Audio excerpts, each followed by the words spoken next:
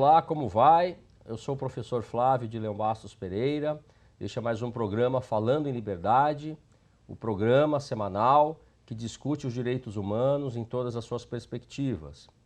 Desde já, eu agradeço ao Dr. Caio Augusto, nosso presidente da OAB São Paulo, ao professor Dr. Jorge Bolsinhas, o diretor da Escola Superior da Advocacia da OAB São Paulo, e também ao professor Adriano Ferreira, o coordenador da Escola Superior da Advocacia da OAB São Paulo, por abrirem esse espaço para discutirmos criticamente com especialistas os direitos humanos, especialmente nos dias de hoje, não é tão necessário. Hoje o nosso tema vai tratar do direito à memória e à verdade. Um dos pontos mais importantes para a estabilização e a concretização de uma sociedade democrática. Para falar do tema, o Falando em Liberdade está recebendo hoje o Maurice Politi. Maurice, muito obrigado por ter aceito o nosso convite, por estar conosco aqui, brindando o nosso programa. E eu quero antes passar um mini currículo aqui, uma trajetória do Maurice, não é? O Maurice foi fundador e é atual diretor da organização não governamental Núcleo de Preservação da Memória Política. Entre 2010 e 2011, foi assessor do ministro Paulo Vanucchi, na Secretaria Especial de Direitos Humanos. Também coordenou o projeto Direito à Memória e à Verdade e atuou na elaboração do projeto de lei que criou a Comissão Nacional da Verdade. O Maurice também é ex-preso político. Entre 1970 e 1974, como membro do Grupo Revolucionário da Ação Libertadora Nacional, ALN. Depois de cumprir a totalidade da sua pena, foi expulso do Brasil, retornando em 1980 após a promulgação da Lei de Anistia. Então, Maurice, muito obrigado por ter aceito o convite. Muito obrigado a você por ter me convidado. É um prazer estar aqui, Flávio, com vocês e nesse programa que tem essa perspectiva de defesa dos direitos humanos como é o nosso compromisso. Muito bom. Maurice, para o nosso telespectador começar a entender este cenário todo, qual a importância do conhecimento da verdade histórica e estabelecimento de uma memória coletiva para um país, em geral, não especificamente o Brasil, mas também o Brasil, evidentemente? Eu acho que muito se tem falado ultimamente sobre a verdade e a memória, né? E a justiça. Né? E realmente o que se vê no mundo, o que se viu no mundo, pelo menos depois da Segunda Guerra Mundial, foi uma tentativa de, através do conhecimento da verdade, fazer com que os atos horripilantes de guerras, de desastres acontecidos no começo do século XX, até a metade do século XX, não se repetisse mais. Por isso é aquela consigna, né? Nunca mais, que se espalhou por todo o mundo e hoje o processo de não repetição passa obrigatoriamente pelo conhecimento da verdade e da memória. Perfeito. Não é? Então, um povo sem memória, dizem os especialistas, é um povo sem história. Né? Perfeito. E também dizem, né, que quem não conhece a sua história tem a tendência de repeti-la.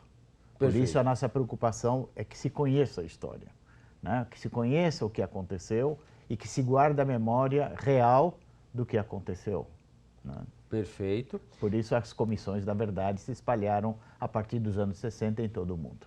Perfeito. Então, após o final da Segunda Guerra Mundial, é que começam a se multiplicar as ações no sentido de não permitir que tais fatos voltassem a ocorrer. Exatamente. E aí há um detalhe aqui, né? Tivemos após a Segunda Guerra Mundial a Guerra da Coreia, a Guerra do Vietnã, já num cenário de Guerra Fria, mas aqueles atos, e aí eu queria ouvir a tua opinião sobre isso, aqueles atos promulgados, como por exemplo a Convenção contra o Genocídio, a Declaração Universal, não foram suficientes para impedir a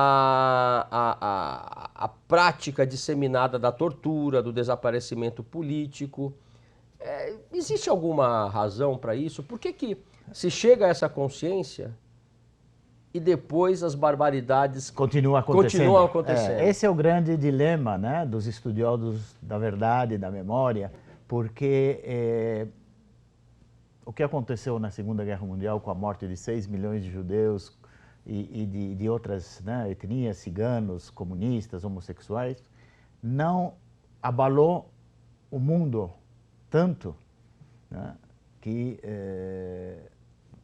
alguns 20 anos depois, em Ruanda, se cometeram as mesmas barbaridades. Então, muita gente pergunta exatamente isso. Puxa, se todo mundo sabia o que houve, todo mundo soube o que houve na Segunda Guerra Mundial, se assinou as convenções, os tratados, no entanto, um genocídio como o da Bósnia, outro genocídio como o de Ruanda, né, onde se mataram, o povo se matou entre si, porque uma tribo matando a outra, continuou acontecendo. Eu só posso atribuir, assim, a minha opinião pessoal a isso, ao fato de que a democracia no mundo não é um regime perfeito e nem é conhecida como tal em muitos desses países. Quer dizer, muitos ditadores vêm ao poder dizendo que defendem a democracia e, na verdade, não a defendem. Ou não a aplicam na relação com seus povos. E isso faz com que nasçam governos de caráter totalitário, autoritário. E a democracia me parece uma ideia muito eurocêntrica, né? Você esbarra aqui nas multiplicidades culturais de cada país. É um debate aí que existe entre o universalismo dos direitos humanos e o relativismo cultural. Exato, exatamente. Agora, como é que nós podemos conceituar memória e verdade para o nosso telespectador entender o que é isso? Bom, a verdade, né, todos os povos têm, isso também é uma outra determinação das Nações Unidas, né, que todos os povos têm o direito a conhecer a sua verdade. Perfeito. Então, o que é a verdade? E isso tem várias opiniões, né? Tem aqueles que dizem que a verdade nunca é total, já que tem uma interpretação pessoal dela, então a influência da pessoa sobre a verdade. O que eu pessoalmente acho e o que eu defendo na organização que a gente tem, o Núcleo Memória, é que a verdade e a memória sejam instrumentos de conscientização e de cidadania. Não se trata aqui de dizer a minha verdade, a sua verdade, a verdade, mas realmente que se conheça o que de fato aconteceu num país, para que esse conhecimento leve a uma atitude de valorização dos princípios democráticos. Então, eu não sou obrigado a concordar 100% com a sua verdade, mas existe um conceito de verdade entre o que você pensa e o que eu penso, certo, que pode ser às vezes antagônico, não é? A gente não precisa ter sempre as mesmas opiniões, mas o conceito de verdade é o conhecimento da realidade concreta do que aconteceu. Baseada nas constatações históricas. Baseado nas constatações históricas, nos documentos, nos fatos, na documentação que o período produziu, né? Então, se você hoje você melhor do que ninguém sabe que na Alemanha, né, todos os arquivos, todos os documentos relacionados com o genocídio, o Holocausto, o Shoah, né, eles são hoje guardados em Jerusalém, na Alemanha, na Itália, e contra fatos é muito difícil de discordar. Perfeito. Então, quando eu discuto a verdade, não é a minha verdade ou a sua verdade, é a verdade dos fatos. Então, perfeito, a memória e a verdade são a memória e a verdade dos fatos ocorridos. Na sua opinião, Maurice, os brasileiros, não estou falando dos estudiosos, especialistas, aqueles que sofreram diretamente as consequências de um regime de exceção, mas os brasileiros em geral, você entende que eles estão conectados a essa ideia? Tem memória? Tem memória histórica? Eu vou dar um exemplo, aqui mesmo no bairro da Liberdade, em São Paulo, sabe-se que era um mercado de escravos, e onde os escravos eram mortos, enforcados, e pouca gente sabe disso. Só para dar um exemplo aqui. É verdade. Aliás, há quem negue a escravidão, né? Por incrível que pareça. Então, na sua opinião, qual o problema que existe hoje no Brasil em relação a isso? É justamente o desconhecimento. É o desconhecimento dos fatos, né? Quer dizer, você fala da escravidão. Quantos milhões de escravos chegaram ao Brasil? Não se sabe ao certo, não tem estudiosos brasileiros. Tem mais trabalhos de pesquisas feitos nos Estados Unidos sobre a escravidão que veio ao Brasil do que no Brasil. Por quê? Porque o senhor Rui Barbosa, o grande patrono da advocacia brasileira, mandou queimar os arquivos da escravidão. E já li várias teorias a respeito, dizendo que ele não mandou queimar tudo, que ele mandou queimar alguma parte para evitar que o senhor... As indenizações, hein? Mas o fato concreto é que não sabemos sobre a escravidão o que deveríamos saber. Não saberemos sobre o colonialismo e a matança dos indígenas no início do... Então, o brasileiro em geral não tem memória. Não tem memória porque os fatos não existem. Canudo, se não fosse Euclides da Cunha, nunca saberíamos que tivesse acontecido. As várias revoltas contra o colonialismo português na Bahia, no Recife, são conhecidos de pouca gente, os estudiosos, como você disse. Então, e depois temos uma tendência, nós brasileiros, a ser mais cordiais, né? Aquela versão versão não, o que o Gilberto Freire, né, defende. Ideia propagada. A ideia, né? Então, somos cordiais, se você me atacou faz 50 anos atrás, eu já esqueci. Então, o brasileiro em geral não tem memória. E isso é grave. E por isso que nós atuamos nesse campo. Queremos que os jovens, falando mais do período mais recente da ditadura militar aqui no Brasil, queremos que os jovens saibam o que realmente aconteceu para que não se repita, para que, pelo menos conhecendo os fatos, possam... Aí eles são livres, eles podem escolher votar em outro ditador, mas já saberão o que aconteceu quando houve uma ditadura no Brasil. E aí eu ia chegar nesse ponto, então. Vamos falar um pouquinho da ditadura. Há hoje um movimento negacionista no mundo inteiro. No mundo inclusive todo. Sobre o próprio Holocausto, que é o genocídio mais bem documentado pelos próprios perpetradores. Você poderia falar um pouco sobre como transcorreu o período da ditadura, no sentido de o que efetivamente ocorreu em termos de violações dos direitos humanos neste período tão triste para a história brasileira? Pois, Flávio, é conhecido e é documentado também através de várias publicações da época. Perfeito. Que as violências ocorreram logo no primeiro dia do golpe, né? No 1º de abril de 64 já houve 2 pessoas que morreram no Rio de Janeiro numa passeata, e no dia 2 de abril o coronel Alfeu, que eu já esqueci o sobrenome dele, do Rio Grande do Sul, foi instado a entregar o seu quartel, se recusou a entregar para as forças do golpe, né? Ele era legalista. E morreu com um tiro nas costas, né? Alfeu, eu vou lembrar o nome depois. Então, a violência ocorreu logo em seguida. E, se bem nos 2 primeiros anos, entre 64 e 66, mais ou menos, vamos dizer, as prisões, as cassações existiram, as cassações de mandatos políticos, de líderes sindicais, vamos dizer, no campo da violência física, da tortura e tal, ela não foi tão acentuada no início. Por quê? Porque os militares que tomaram o poder, e aí está no YouTube, em vários documentos, filmes, né? O famoso discurso do Marechal Castelo Branco, quando assume a presidência e diz: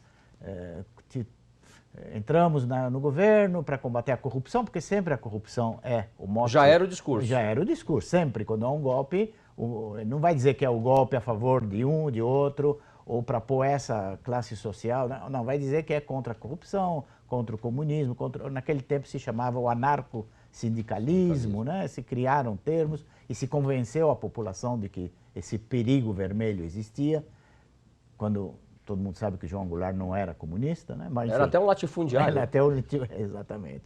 Mas, apesar de que ele tomou o poder à força, ele fez o primeiro discurso anunciando que no prazo de 2 anos ele daria de volta o poder aos civis, porque haveria eleições no final de 1965. Perfeito.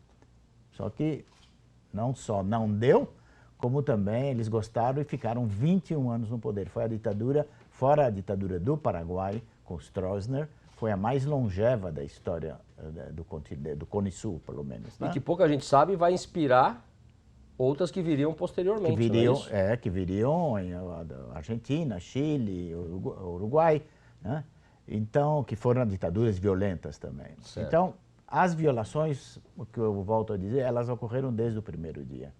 Elas continuaram durante os 2 primeiros anos de forma mais suave, na medida em que eles afastaram do cenário político as lideranças políticas. E, claro, ao afastar essas lideranças políticas, sindicais, estudantis, quem queria fazer política tinha que entrar na clandestinidade, porque a gente sempre existia, tá, aboliram todos os partidos políticos e deixaram só 2, né, que é a Arena e MDB. MDB, que era a oposição, e a gente, como era jovem naquela época, e rebelde, né, porque todo jovem é rebelde, a gente dizia, tinha 2 partidos, o Partido do Sim e o Partido do Sim Senhor. Perfeito. Então, quem queria fazer política não podia entrar no Sim ou no Sim Senhor, tinha que entrar numa outra organização e que, por força de lei, tinha que ser clandestina. E a partir do momento em que essas organizações clandestinas optaram por várias vias, né, via armada, não armada, para tentar derrubar o governo, é que a repressão, então, se acentuou e vieram aqueles anos de chumbo do governo Médici, quando houve prisões em massa e a tortura se institucionalizou. Quer dizer, é uma dinâmica constante em todos esses processos, em todo o mundo. Quando se reduz o espaço político para o debate próprio da democracia, a violência tende a prevalecer, não é? Pela imposição das armas, das forças, especialmente por movimentos golpistas como o de 64. Exatamente. Bom, nesse sentido, aí nós temos um divisor de águas, eu não sei se você vai concordar com essa ideia, que foi o ato institucional número 5. Ah, sim, claro. Pode-se dizer que daí a ditadura endureceu, foi endureceu, sim, foi em 68, né? Certo. Com a doença do Costa e Silva e a luta interna no Exército para ver quem assumia. Certo. E assume finalmente o que era o diretor do Serviço Nacional de Informação, que é o general Médici. Aí realmente as coisas se tornam mais graves. Por quê? Porque o AI-5, ele coloca o Congresso em recesso por tempo indeterminado, Perfeito. caça lideranças e, principalmente para os advogados, né, uma blasfêmia que foi a abolição do habeas corpus. Perfeito. Né? Quer dizer, na medida em que não se tem mais habeas corpus, não se tem mais prazo de prisão, a pessoa podia ficar preso o tempo que... E a institucionalização da tortura como um elemento chave para desbaratar essas células de organizações clandestinas políticas que tiveram que agir dessa forma porque não havia espaço. Foi efetivamente a implantação do terrorismo de Estado. Exatamente. Depois vai acontecer na Argentina, a partir de 76, no Chile, em 73. Exatamente. Perfeito. Exatamente. E aí é preciso tocar nesses pontos, né? Para que a população entenda. Foram desenvolvidas dinâmicas de violência utilizadas até hoje pelo Estado. Em certas situações, né? O pau de arara. O pau de arara. O pau de arara, na verdade, vem desde a escravidão, né? O pau de arara é um instrumento de tortura tipicamente brasileiro, né? Se você vai para a Europa, ninguém sabe o que é um pau de arara, você tem que explicar. Perfeito. Mas vem desde a escravidão, né?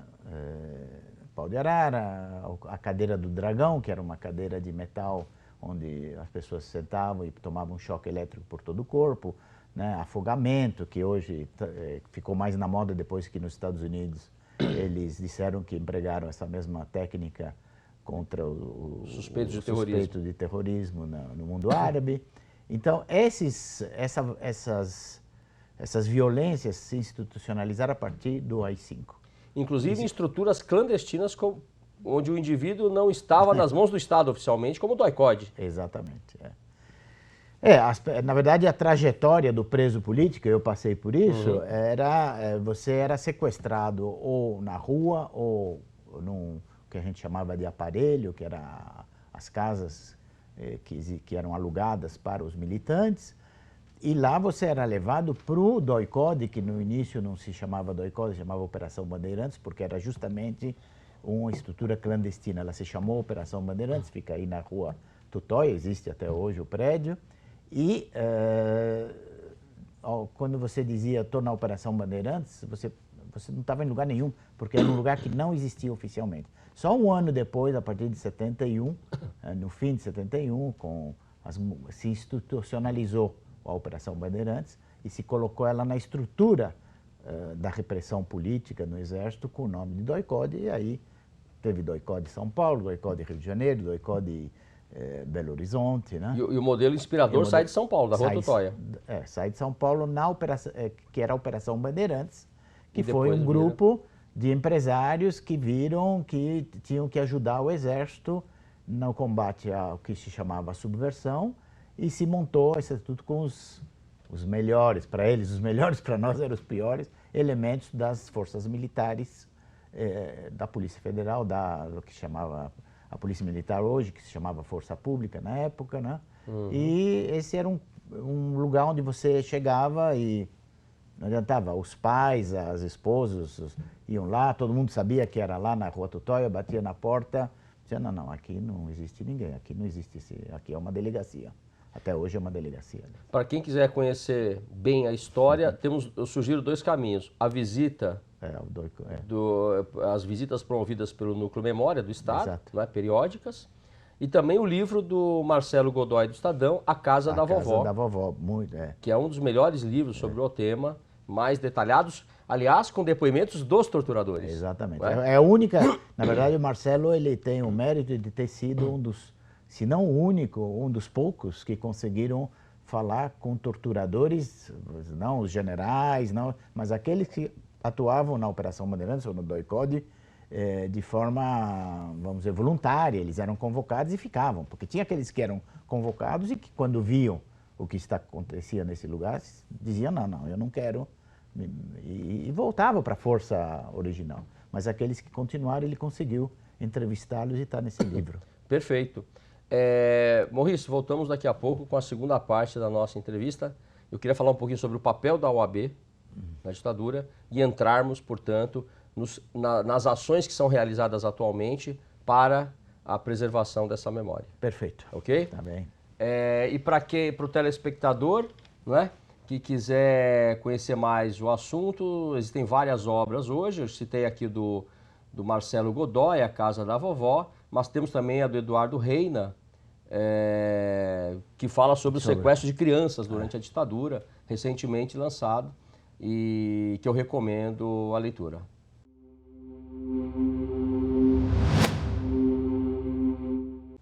Maurício, dando uma sequência aqui nas nossas reflexões, justiça de transição, o que é? Houve no Brasil? Pois esse é um bom tema, porque dá muito pano para manga, né? Justiça de transição, na verdade, é um conceito criado a partir dos anos 60, justamente pelas Nações Unidas, para tipificar um tipo de justiça que deveria existir em sociedades que tivessem passado por conflitos. Né? E o caso de Ruanda era o caso mais aviltante naquela época. Por quê? Porque você está em guerra no seu próprio país, você guerreia com seu vizinho, depois é assinada a paz e você tem que conviver com esse vizinho, que talvez tenha cometido atrocidade contra a sua família ou você contra dele. Como é que você faz para fazer a sociedade se reconciliar? Né? Perfeito. Então, existe a justiça de transição, foi concebido esse conceito, né? E que os estudiosos dizem que são 5 passos fundamentais que ela deve conter. Né? Acesso à democracia, a reforma das instituições do Estado, então, né? Escutar a voz das vítimas. Perfeito. Né? Fazer com que as pessoas pudessem conviver em harmonia mais com a proteção do Estado. Então, esses conceitos de justiça de transição tentaram se aplicar em sociedades. A Comissão da Verdade, quer dizer, o surgimento da Comissão da Verdade para revelar a verdade. Esse conceito de justiça de transição, ele veio para nortear os governos da Argentina, enfim, dos países que tinham vivido ou em guerra ou com violências de Estado muito grandes, como foi no Cone Sul, né, no Chile, certo, né, para estabelecer certos mecanismos. Agora a pergunta é, houve no Brasil, tem um ativista que hoje com 80 anos, Jair Krischke, no Sul, ele é fundador do Movimento Nacional de Direitos Humanos, certo. E ele tem uma frase que eu acho excelente, ele fala, no Brasil não houve justiça de transição, houve justiça de transação. Perfeito. Né? Então, não houve justiça de transição, houve transação. E, na verdade, se a gente estuda e se a gente vai para a documentação, para os fatos, como a gente estava comentando na primeira parte do programa, basear-se em fatos, não em opiniões, se vê que quem acabou com a ditadura, é verdade que teve toda a pressão civil, a pressão da sociedade civil, a economia na época do Figueiredo, que já despencava, os próprios militares acuados, falaram, esse abacaxi é muito grande para nós, vamos... Mas, na verdade, foram os próprios ditadores que decretaram o fim da ditadura. E em conversas, ou em conversações, ou em entendimento com pessoas civis, deputados, né? Não é à toa que o primeiro presidente depois da ditadura é José Sarney. Perfeito. José Sarney era presidente da Arena. Da Arena. Né? Então, houve justiça de transição. Alguns conceitos da justiça de transição foram aplicados no Brasil. Por exemplo, o trabalho da Comissão de Anistia. Exatamente. Então, quando ela existia, né? Quando ela existia, exatamente. Então, eu sempre digo, cada país tem os seus modelos. Quer dizer, não existe um modelo que pode ser aplicado a cada país, a todos os países indistintamente. Certo. Então, vamos pegar o exemplo da Argentina. Na Argentina acabou a ditadura, a primeira coisa que eles fizeram foi uma comissão da verdade que se chamou CONADEP.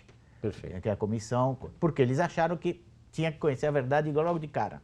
Nós aqui no Brasil passamos 20 anos sem conhecer a verdade. O que houve? Houve as reparações. Então o Brasil, principalmente depois do Fernando Henrique, a pressão social era tão grande a favor de esclarecer onde estavam os desaparecidos políticos, o que tinha acontecido. Revelação de verdade foi vista sob o ângulo de apaziguar as vítimas, dando, de certa forma, uma resposta às famílias dos desaparecidos. Então, no Brasil, nós tivemos Comissão Nacional de Mortos e Desaparecidos Políticos, certo, que se criou em 1995, né, dentro da estrutura da Secretaria de Direitos Humanos, quando Paulo Sérgio Pinheiro era o ministro. Perfeito. Né? Primeiro era o José Gregório, que criou a Comissão Nacional de Mortos e Desaparecidos, Comissão Especial de Mortos e Desaparecidos Políticos. Perfeito. Então, essa comissão, ela trabalhou durante 10 anos, dando sequência às reclamações das famílias, e existe o livro O Direito à Memória e à Verdade, e que num dia 10 de dezembro de 2007, entregue, não sei se você lembra, em 2007 o próprio presidente da República, que era o Lula na época, entrega a Dona Elza Santa Cruz o primeiro exemplar desse livro, uma cerimônia muito emotiva. Foi o primeiro reconhecimento oficial de que o Estado brasileiro era responsável por essas mortes. Isso aconteceu quando? Em 2007. 2007. A ditadura terminou em 85. Quer dizer, olha quanto tempo passou para se começar o início de verdade. Perfeito. Então, a justiça de transição brasileira ela é falha, ela não houve uma justiça de transição. E por isso, isso faz com que a gente sinta as consequências da não atuação de uma verdadeira justiça de transição no que está acontecendo no país hoje. Não é ideal, sabemos disso, comparar situações. Mas do ponto de vista da justiça de transição em si, lembramos que o Chile já condenou algumas dezenas de torturadores e a Argentina, então... Centenas. Centenas à prisão perpétua, inclusive. Né?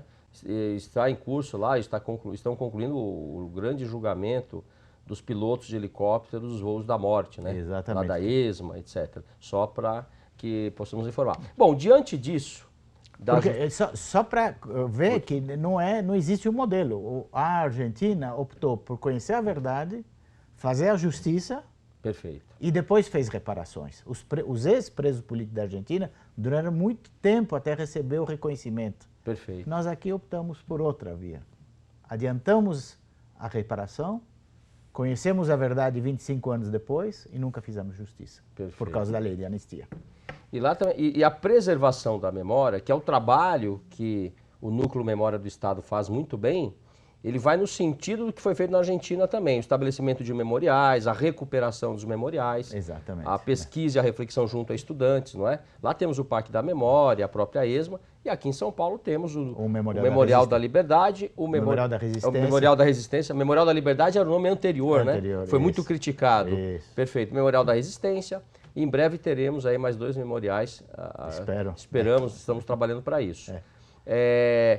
Maurice, diante desse quadro, surge hoje no mundo um movimento que nós chamamos de negacionismo. É um movimento que nega fatos históricos comprovadamente ocorridos, com finalidades políticas específicas, normalmente radicalizadas, não é? Então nega-se o Holocausto, nega-se a ditadura brasileira. Como é que você vê isso, já que nós temos novas gerações que sequer sabem que o Brasil foi o país que mais teve escravos na história? Foram 4 a 5 milhões de homens e mulheres e crianças africanos sequestrados. Qual a tua visão sobre isso? Veja, o negacionismo, lamentavelmente, ele não é só brasileiro, ele é mundial, como você bem falou, né? Tem gente que nega até o Holocausto, que é um absurdo, né?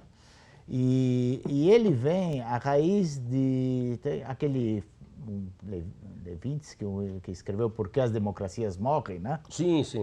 E há uma teoria de que esse negacionismo ele surgiu em virtude de excesso de democracia que se teve nos anos anteriores. Nós fomos tão democráticos que permitimos o surgimento de associações, porque a gente não pode ter ilusão, todos esses movimentos, eles têm um propósito, e eles são financiados, e já há pesquisa, né, de jornalistas investigativos que mostram que é uma ação coordenada, o que está acontecendo nos Estados Unidos, na Hungria, no Brasil, em outros países, né?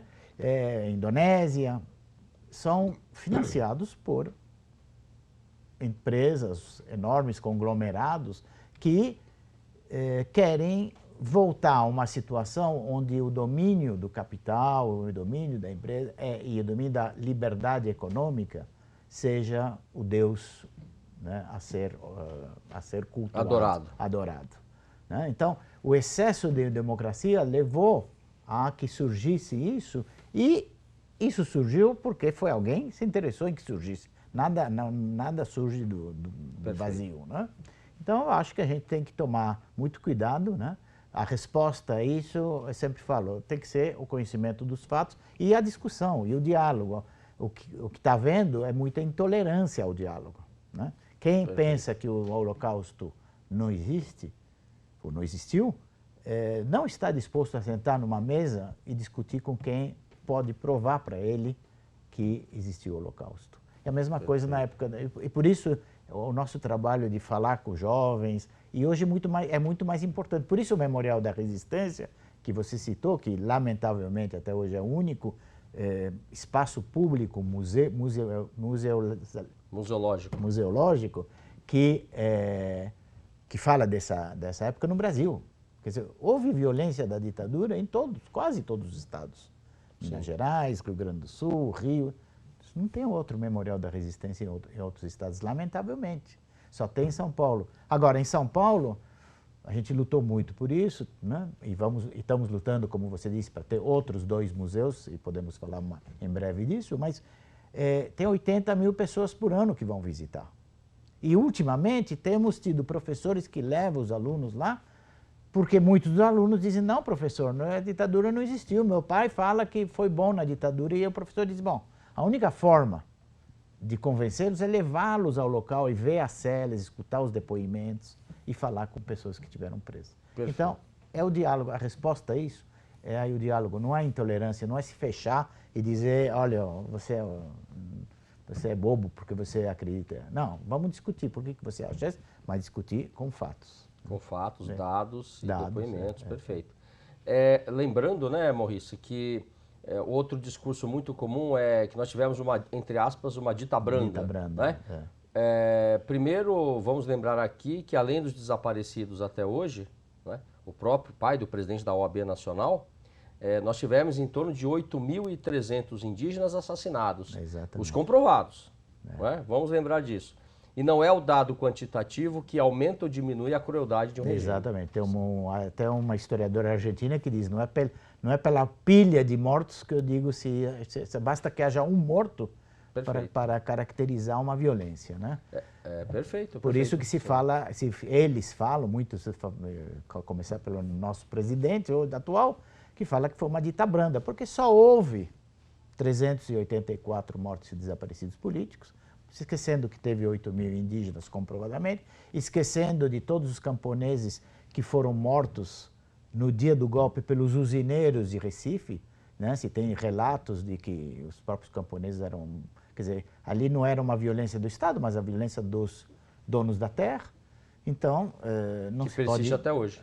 Não se pode dizer que foi uma ditadura branda, sim, foi uma ditadura. Nós sentimos no corpo, e nós sabemos que quando um jovem pergunta como é viver numa ditadura, a gente fala, viver numa ditadura é viver com medo. Perfeito, né? Perfeito, é isso mesmo. Isso E aí chegamos num ponto que envolve presente e futuro.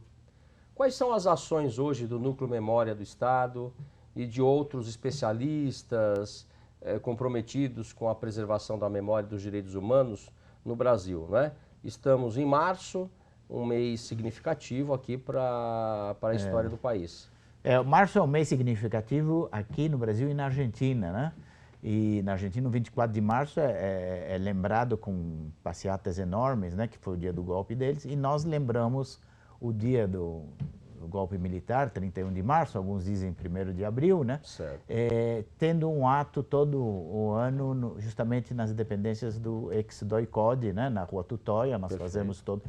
E desde o ano passado também temos um ato no mesmo dia ou no dia seguinte, de que é uma marcha de silêncio, né? Uma marcha do silêncio que se inspirou nos moldes de uma marcha similar que existe no Uruguai. Perfeito. Há muitos e muitos anos, onde no dia do golpe saem milhares de pessoas na rua em silêncio, só com cartazes pedindo pelo esclarecimento da verdade e onde estão os desaparecidos. E o ano passado nós tivemos, você esteve lá, nós tivemos 12.000 pessoas no Parque de Ibirapuera no dia da Caminhada do Silêncio. Perfeito. Esse ano nós já tivemos no último dia 17 o lançamento de um livro importantíssimo do Instituto Vladimir Herzog sobre mulheres, homenageando as mulheres no mês também da mulher. Mulheres, o livro chama Heroínas da nossa época, da nossa vida, da nossa história, né? Com o relato de, acho que 20 mulheres específicas que relatam o que elas sofreram.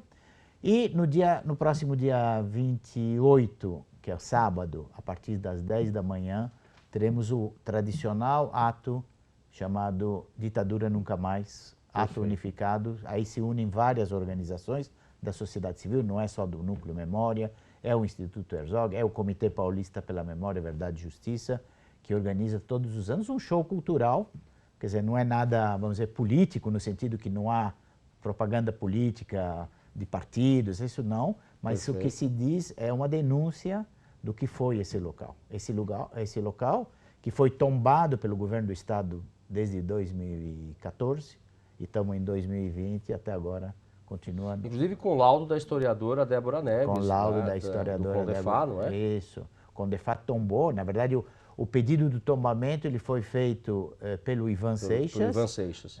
Na medida em que, na época ele era o presidente do Núcleo Memória, ele perdeu o pai lá na tortura. Perfeito. E como diretamente envolvido naquele prédio, ele pede o tombamento.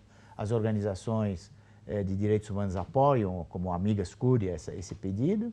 E o pedido demora 4 anos. Perfeito. E foi só através do estudo feito pela Débora Neves, 4 anos depois, que isso ocorre, né? Perfeito. Então, o lugar é tombado e se faz um ato cultural todos os anos nesse local. Vai se fazer no dia 28, convocamos todos os telespectadores a virem prestigiar esse evento. E no dia seguinte, domingo, dia 29, dia 29, a partir das 4 da tarde, no Parque de Ibirapuera, Aí sim, um grande show musical com artistas renomados. No DOI-CODE são artistas conhecidos, são militantes políticos que cantam. Sim. Depositam as flores também. Depositam as flores no local. É muito simbólico por causa do local. O DOI-CODE foi o local onde, de acordo com a Comissão da Verdade, morreram 51 pessoas, ou diretamente dentro daquela estrutura da Casa da Tortura, ou fora em combate, né? Com forças da UBAN. No dia 29, domingo, teremos então um show com artistas consagrados, Renato Braz, Eugênio Godin, não é Eugênio, enfim, tem outro nome. Perfeito. Vários artistas, a Fabiana Cosa. Perfeito. E daí, depois do show, às 4 da tarde, fazemos uma caminhada até o monumento dos mortos em homenagem às vítimas, que é também o único monumento que existe no Brasil, foi feito aqui em São Paulo, no Parque de Ibirapuera, feito pelo Rui Otaki, né? Perfeito. Arquiteto, né? É uma obra muito bonita, com o nome de todos. Muito comovente a obra. E lá se fará então o ato depositando flores também. Então teremos esses dois eventos acontecendo num fim de semana que denominamos Fim de Semana pela Memória e pela Resistência. Perfeito, perfeito. Muito então importante. Convidamos todos a comparecer. Todos, tanto no sábado como no domingo. Maurício, muito obrigado pela aula, pelas reflexões. Obrigado a vocês. Muito importantes. Eu quero lembrar que na entrada de Birkenau, Auschwitz II, na cidade polonesa de Oswiecim, há uma placa com a menção de George Santayana. Quem não souber lembrar ao passado está condenado a repeti-lo. Ou poderíamos citar aquele que é considerado o maior romancista e escritor norte-americano, William Faulkner. O passado não é passado, ele sequer existe. Não há uma relação de ausência entre passado e presente. Uma coisa é ausência e presença, outra é passado e presente. Temos um presente porque tivemos um passado. Então, com essas palavras, eu mais uma vez agradeço ao Maurice, ao presidente da OAB São Paulo, Dr. Caio Augusto, ao Dr. Jorge Bolsinhas e ao Dr. Adriano Ferreira, professores que nos abrem esse espaço para mais um programa Falando em Liberdade. Acesse o nosso canal do YouTube, do Instagram também, e até o próximo programa. Muito obrigado.